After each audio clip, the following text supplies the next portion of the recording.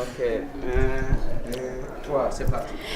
Monsieur Goundiam, vous êtes docteur, spécialiste de l'environnement, de la qualité de l'environnement, des questions environnementales en tout cas, au niveau du Mali, mais aussi de l'international. Tout à l'heure, j'ai posé une question relative donc à la non-représentation des femmes au sein de l'entreprise.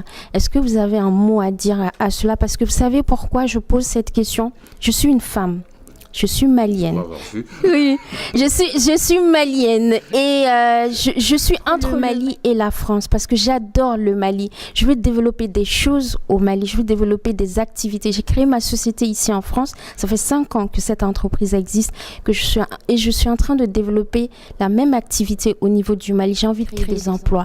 Et je pense que l'apport que je fais par rapport à la croissance économique du Mali est quand même remarquable, même si c'est pas pour me jeter des fleurs, mais j'ai envie de faire des choses.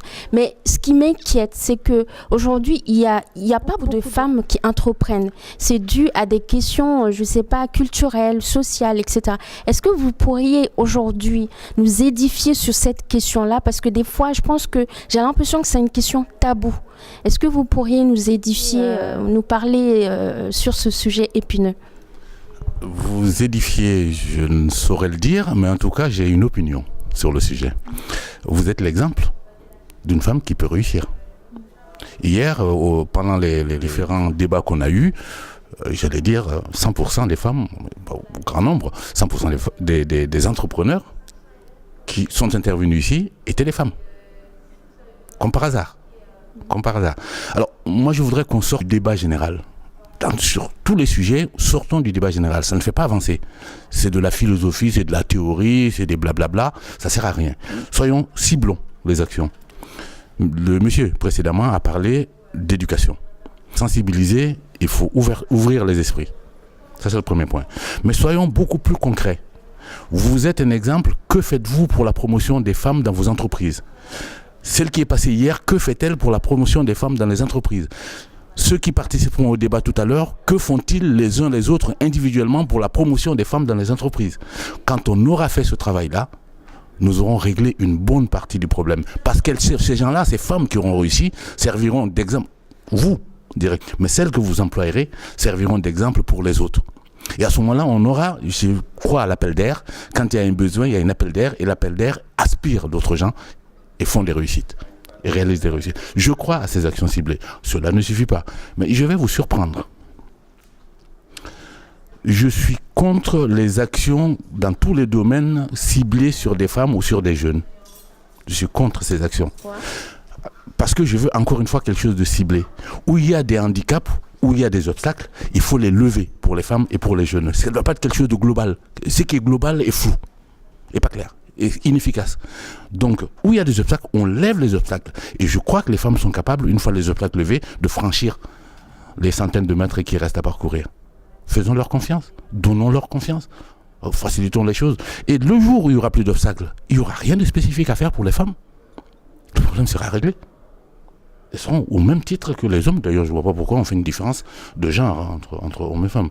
Moi, j'ai fait l'école avec un certain nombre de femmes quand j'étais beaucoup plus jeune. Je peux vous assurer qu'elles n'ont rien à nous envier dans les résultats. Cela suffit, je crois. Oui, je pense. Il faut avoir confiance. Alors, par rapport au Mali, globalement, nous sommes victimes sur la question du genre, et pas seulement sur la culture de genre. Une des explications, pas la seule, une des explications du Reta Mali, malheureusement, c'est notre passé et notre culture. Oui. Il faudrait qu'on soit capable de remettre en cause un certain nombre de choses. Des choses qui ont été excellentes, et vénérables, respectables. Il y a des décennies en arrière qui étaient justifiées par rapport à nos grands-parents, nos arrière-grands-parents. Ces choses-là ne le sont plus aujourd'hui. Il faut qu'on ait le courage, femmes comme hommes, de dire ça suffit. On arrête ça, on passe à autre chose. Ça ne plaira pas à tout le monde, mais ça, si on veut avancer, c'est ce qu'il faut faire. Et il y a beaucoup de freins. Prenez l'exemple d'un pays comme la France. L'émancipation des femmes n'est pas venue comme ça, par hasard. Elle est venue pourquoi? Pendant la guerre, la Deuxième Guerre mondiale. C'est parce que les au front, qui avaient des besoins de faire tourner les usines et de faire le boulot dans les entreprises, qu'on a été obligé d'aller chercher les seules forces qui existaient à ce moment-là, qui étaient disponibles, qui étaient les femmes. On n'a pas besoin d'une guerre pour faire notre révolution dans ce sens-là. Très bien, merci beaucoup M. Goundiam. Je pense qu'on va continuer tout à l'heure avec les débats sur la diaspora, sur les femmes, sur les jeunes. Je vais essayer de cibler là aussi pour qu'on fasse des généralités. Oui, avec plaisir. Merci beaucoup. Merci. On a M. Alassane Diallo, qui est donc le directeur général adjoint de l'API. Nous avons aussi M. Sega Goundiam. Je suis redoublant. qui est avec nous aussi pour débattre donc sur ce sujet intéressant. J'ai aussi mademoiselle Aïssata Diakité, qui est une spécialiste aussi dans le domaine de l'agro-business. Donc je vais vous parler un petit peu de Aïssata. Aïssata donc est née au Mali, à Mopti, passionnée donc de l'agro-business. Elle est fondatrice et directrice donc de la société Zaban Holding, donc je pense que vous la connaissez parce qu'elle faisait partie notamment du projet Diaspora Entrepreneurship au Mali qui a eu un succès phénoménal. Et elle est aussi un jeune leader engagé ayant gagné plus de 7 prix à l'international. Vous voyez ? C'est quand même important de souligner parce que c'est une jeune femme dynamique, elle est très engagée, elle est très motivée, elle est tout le temps sur le terrain, elle vient une fois par mois en France. Elle est basée au Mali parce qu'elle n'oublie pas son pays, pas les jeunes, parce qu'elle se dit que l'avenir se trouve là-bas, dans notre pays, dans notre Mali-bas. Alors, elle est diplômée en Master 2, je crois, en agro-business. Et donc, nous allons donc continuer à débattre sur le débat, enfin sur le thème axé sur l'agro-business, qui est quand même l'un des secteurs les plus importants au Mali, parce que c'est un secteur qui favorise le développement de compétences, qui favorise le renforcement des capacités des personnes au niveau du Mali. Et c'est dans ce secteur-là aussi qu'on arrive à créer plus d'entreprises. Parce que vous savez, l'agriculture, l'agro-business, c'est quand même un domaine qui nous permet en fait de manger, de pouvoir bien boire. Et vous savez, avec l'Office du Niger, qui est quand même une ressource pour le Mali, et étant donné que, comme vous le savez, hein, le Mali dispose de plus d'1 million de superficie, c'est quand même important de le souligner, c'est vraiment une ressource importante pour nous, mais ce qui nous permet aussi de pouvoir créer d'autres entreprises, de pouvoir renforcer les capacités des jeunes, de pouvoir employer, recruter des jeunes, etc., parce qu'on en a besoin pour le développement économique de notre pays. Donc on va commencer le débat. Je vais commencer avec mademoiselle Aïssata Diakité, parce que tout à l'heure on n'a eu que des hommes, c'est quand même important de commencer par une femme, étant donné qu'elle est la seule, enfin avec moi bien sûr. Je vais poser la première question à Aïssata. Alors Aïssata, merci donc d'être là, et il y a aux autres qui sont là aussi, parce que tout à l'heure, il faut le rappeler, on a eu quand même un débat intéressant. Tu es une jeune femme dynamique et tu as décidé d'embrasser ce secteur-là. Mais il faut reconnaître quand même que c'est pas évident en tant que jeune créatrice d'entreprise, jeune femme aussi, parce qu'au niveau du Mali, bon, c'est vrai les femmes ne sont pas beaucoup représentées dans le domaine de la création d'entreprise. Quels sont les obstacles que tu rencontres aujourd'hui en tant que jeune chef d'entreprise? Merci beaucoup Fatou pour la présentation. Donc, bonjour à toutes et à tous. Je remercie vivement les organisateurs de ce de m'avoir associé encore. Parce que l'année dernière, je suis passée sur la même scène. Mon entreprise était juste déjà créée parce que le projet était déjà mûr. Et il s'est passé beaucoup de choses entre-temps jusque-là. Et avant même de parler des obstacles, des défis que j'ai vécus au quotidien au Mali, on va dire courant 2016, je vais reculer un peu parce que c'est vrai, on parle beaucoup des Zaban Holding, même on parle aussi des prix que j'ai pu remporter à l'international et aussi entreprendre dans ce secteur-là. Donc dans mon cas, depuis 2013, j'ai commencé à mûrir le projet. Et pour vous parler des difficultés que j'ai pu rencontrer, et d'abord déjà quand j'étais étudiante ici en portant ce projet-là, c'est juste pas explicable en fait. On peut abandonner son projet.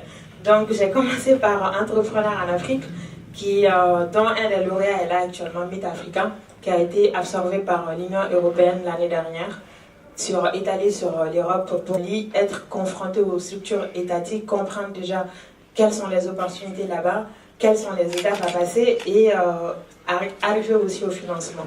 Dans mon cas, je me suis confrontée à d'autres structures, donc les Nations Unies et autres. Ça, pour ton parcours salutaire, et je pense qu'il y a beaucoup de jeunes aujourd'hui qui aimeraient te ressembler par rapport à tout ce que tu es en train de mettre en place pour notre pays. Alors, je m'adresse donc à M. Sega Boudiam pour la prochaine question. Donc, la question de l'environnement, de la qualité, c'est quand même des domaines qui vous concernent, que vous maîtrisez. Et je vais quand même poser une question aussi, bon, je pense que ça va faire rire certains d'entre vous. C'est vrai qu'au niveau du Mali, il y a la famine, on le sait. Au Mali, il y a la famine, beaucoup de gens ne mangent pas bien. Alors, est-ce qu'aujourd'hui, vous pourriez répondre à cette problématique qui concerne,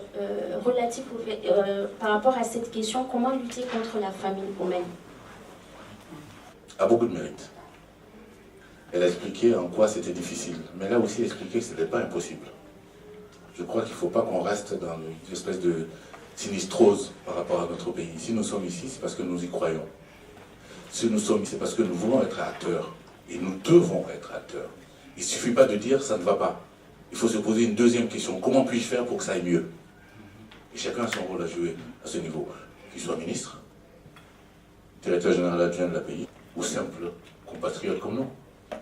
Nous avons tous notre rôle à jouer. Il faut arrêter de regarder ailleurs.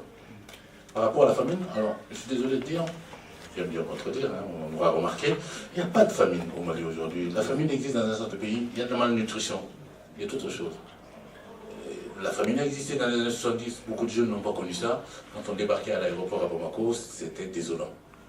On voyait des cadavres sur pied. Et c'est autre chose aujourd'hui. Merci M. Boudiam donc, pour ces précisions-là. Là, je me dirige donc vers M. Diallo. Tout à l'heure, Aïssata a évoqué le fait qu'il y a des problématiques liées au démarrage. L'entrepreneuriat jeune des Maliens de la diaspora, le concours qui était organisé, tout ça, on était associés, on présidait même la commission de sélection. Et puis les 3 personnes qui ont été retenues, nous avons accompagné leur projet. Là,